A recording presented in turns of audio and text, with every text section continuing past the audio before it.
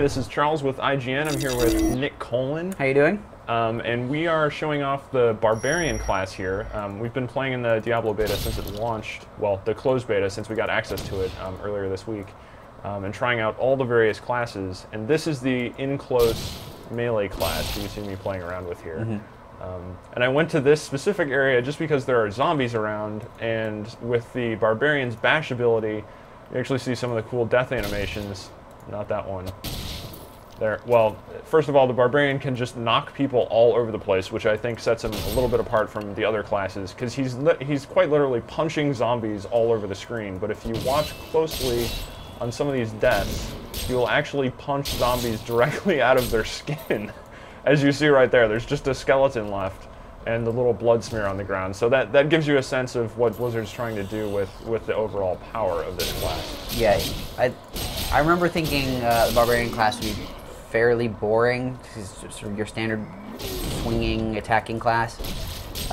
But every single impact sends something flying. Yeah. And it's super satisfying to watch. Yeah, I mean, it may not look like as much if you're just watching it, but when you're actually controlling these things and you get that direct relationship between the attack input and the fact that the zombie goes flying across the screen, it's really cool. So right now you're using the bash ability, which is just sort of your basic level 1, single target, decent damage. Yeah, sorry, I'm trying to get away from this guy so I can actually show off what his skills are. So every character class in Diablo 3 has a different resource type. It's not just mana for each character, and you don't have potions that regenerate your resource type, so you're sort of reliant on the unique mechanics of each. So the Barbarian gets Fury, which you can see here, which is now diminishing, my Fury globe. So out of combat, he loses that resource. So I basically have to keep attacking things in order to use my abilities that cost Fury. So it's a lot like Rage from World of Warcraft. So if you're, I think you might even generate Fury when you're attacked as a Barbarian. I'm not sure. I didn't notice that yet, but I know in his skill list he has these are the active abilities. So in total you get as you level up, these just auto unlock. There's no skill points to put into any of these, and you get eventually 6 actives and 3 passives. I don't have any passives unlocked right now. What level are you right now? My guy is 7. 7. So you've got a few abilities already. I've got some leveling to do here. But so he has Fury generators, and these are attacks that at least cleave and bash can be used repeatedly in quick succession to generate the Fury that you can then use to initiate the Fury Spenders, which are like this Hammer of the Ancients is just a big attack with a huge, actually, critical chance increase. Battle Rage is just a buff. Weapon Throw is pretty cool. It does what you would expect it to do. Do you throw your weapon by any chance? Well, actually you do. Wow. What? That's amazing. I can't believe you just guessed that. And then Ignore Pain down here reduces damage. Threatening Shout reduces damage done by enemies that are in range. So I am going to stick with Bash, and then another attack here, which is Leap Attack. Leap Attack is also a Fury generator, so it's a good thing to open a battle with, so I'm just going to do it on that guy. There, he's dead. But you'll notice Leap Attack has a cooldown period, so you can't spam it like I can Bash. Like if I go in here, I can just, this is me using Bash, and that one blew the zombie up. And in large groups, it's good to switch over to Cleave. You'll also notice I can switch out skills whenever I want. There's no limitation on this, so you're not locked into a particular skill build in Diablo 3, which I think is really cool. Definitely a lot more freedom to the system. Bash and Cleave, they both are capable of basically replacing your auto attack, right? That's sort of their purpose. Yeah, I mean, I don't see any point in doing anything other than these attacks. Yeah, and they generate your Fury, they deal better damage than your attack, and they look cooler. And eventually I will, well, right now I can just do that, and that was a Fury Spender. That was Hammer of the Ancients, which I can use as long as I have enough Fury for it, and the cooldown is off. Oops, and I totally missed on that one. That is my fault. So in terms of other, let me switch in a different Fury Spender here. I can put in Weapon Throw. The buffs aren't very exciting to look at, so I'm not really gonna go on that. Oh, here we go. There's a huge group of zombies. So I'm just gonna build up some Fury here by slicing a bunch of these guys into pieces, and then run back.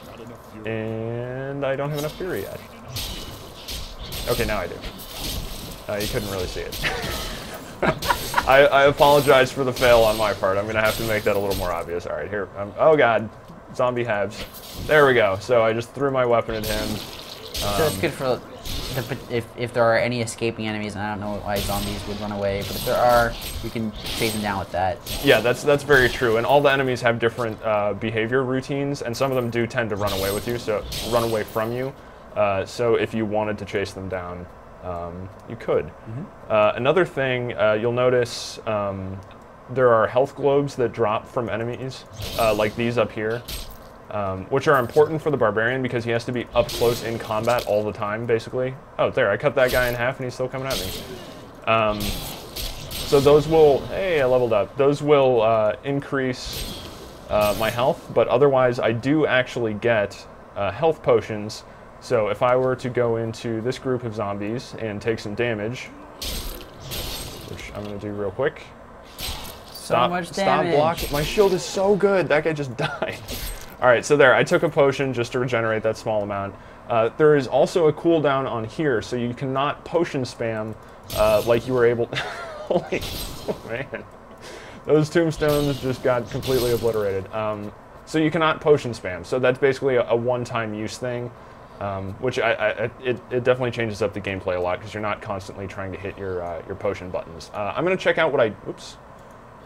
There's my weapon throw. It can be specifically targeted to certain areas. I'm going to check out what I just unlocked, which was Ground Stomp, which is a Fury generator. So I'm going to put that in here. And now I don't actually have a spender, so I'm going to get rid of Leap Attack and put in Hammer of the Ancients just because I like Hammer of the Ancients. It is pretty cool looking. It looks like Ragnarok's hammer from World of Warcraft. That is a good observation.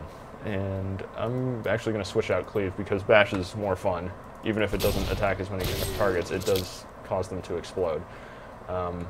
So if I go over here and use Ground Stomp, there we go. So it actually stuns targets around me. So that's great for running into battle and getting a few free hits in to generate some Fury before enemies can actually do any damage to me. So even though you don't have it right now, because you just took it off, I feel like Leap Attack and Ground Stomp would be a really good initiation combo. Oh, that's actually a good point. Let me do that. So I'm gonna get rid of... Probably a good idea to keep Bash on there. Yeah, I need Bash. So I'm gonna put Leap Attack on here. So I go essentially 2, 1, and then start hitting people in the face.